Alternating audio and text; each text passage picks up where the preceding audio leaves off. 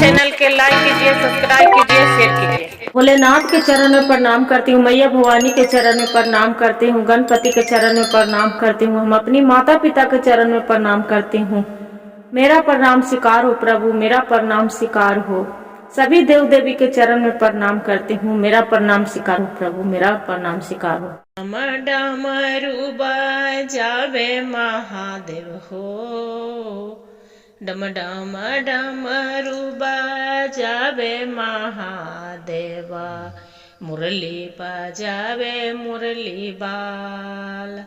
डम डम डमरू बजावे महादेव हो, मुरली बजावे मुरली बाल। घनस मुसवा पर सवार होके अइलन गणेश हो, मुसवा पर सवार होके अइलन गणेश हो, भोले के कैलन पुकार।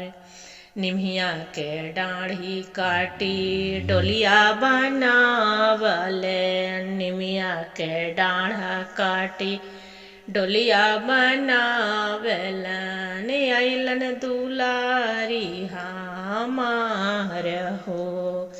निमिया पतैया के ओ हारा लगौलन, निमिया पतैया ओ हारा लगौलन, देवतन बनलन कहार हो, दे न बनलन कहार हो।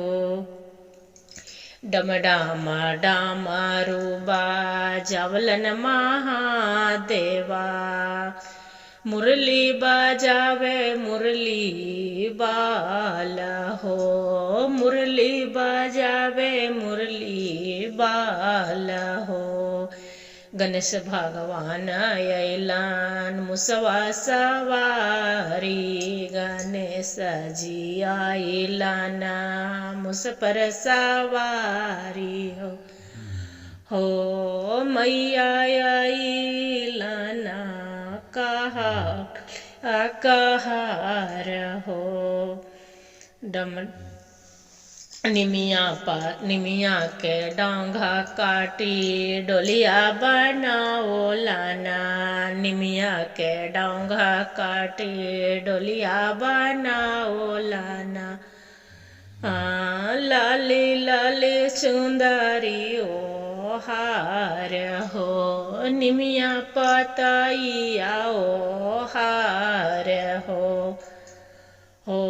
मैया गान अइलन हमरो दुलारी, देवतन बनलन चारो कहार हो। हर हर महादेव, जय मैया भवानी, हर हर महादेव।